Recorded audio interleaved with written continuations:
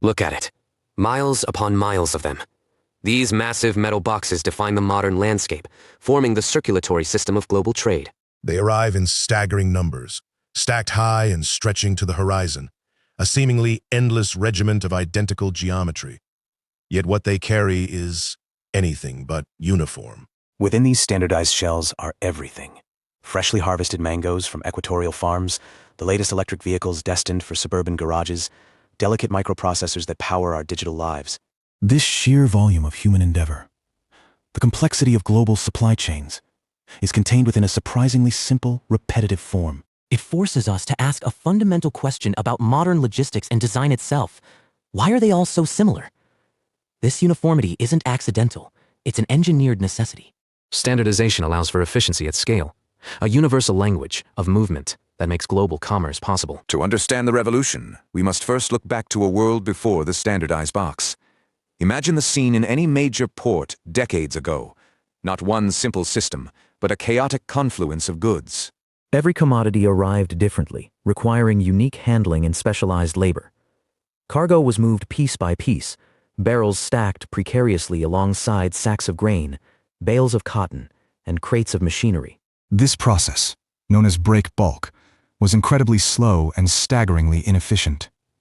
Goods were vulnerable to weather, theft, and the sheer mistakes inherent in manual transfer. The entire logistical chain was a bottleneck, dictated not by speed or volume, but by human endurance and the fragile nature of individual goods. It was an expensive, complex dance of inefficiency that limited the true scale of global trade. Dock workers spent days manually loading and unloading every item. This meant the solution required a radical shift in thinking, to treat cargo not as disparate items but as standardized units. Early attempts at modular transport existed, but they lacked the universal compatibility we see today. The breakthrough came with the realization that if the container itself could be designed around mechanical handling, if its dimensions and locking mechanisms were engineered for cranes and specialized equipment, the entire system would transform. This was not an organic evolution. It was a deliberate engineering solution.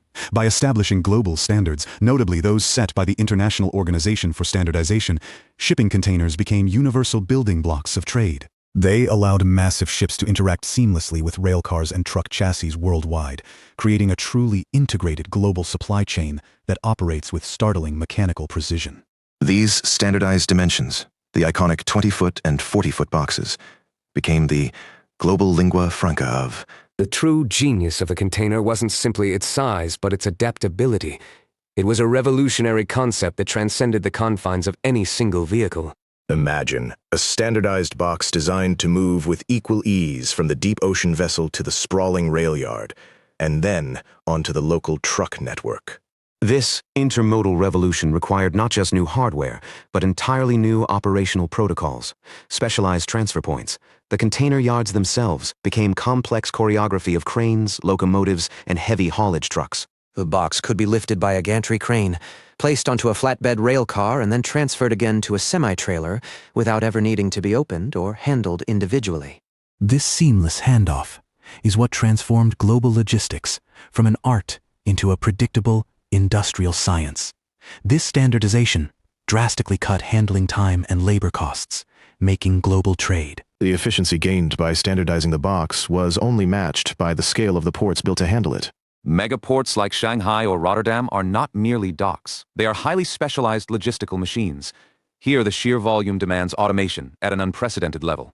Gantry cranes move with programmed precision, stacking standardized units into vast, orderly grids. Beneath this choreography of colossal machinery lie advanced software systems that manage every container's location and destination in real time. This digital layer is as crucial as the steel itself.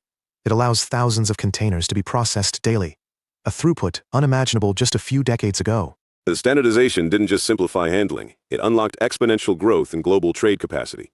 This seamless integration, from standardized box to automated crane movement, defines modern supply chains. The result is a global circulatory system of goods, proving that uniformity in design can power unprecedented economic velocity. This physical standardization has profound implications for the global economy itself. The container isn't just a box, it's a unit of logistical measurement, defining the very architecture of modern capitalism. Consider the supply chain for fast fashion or consumer electronics. These industries rely entirely on moving standardized units at incredible speed across continents. The cost structure is no longer dominated by the ship's fuel consumption alone. Instead, efficiency hinges on how seamlessly and quickly these boxes can be managed, from port to railcar, from truck chassis to warehouse slot. This standardization has created a highly optimized global circulatory system where time and predictability are the most valuable commodities, making the container box integral to the flow of contemporary wealth. From Shenzhen to Milan, this standardized unit facilitates everything from microchips to garments. It is the silent enabler of hyperglobalization, proving that sometimes the simplest box holds the weight of entire economies. But the story of the container is not solely one of steel and standardization. It is fundamentally a story about labor. The introduction of this simple box did more than just optimize cargo. It profoundly restructured human work itself. Manual handling, once the backbone of port economies, was rapidly replaced by specialized machinery and complex logistical management.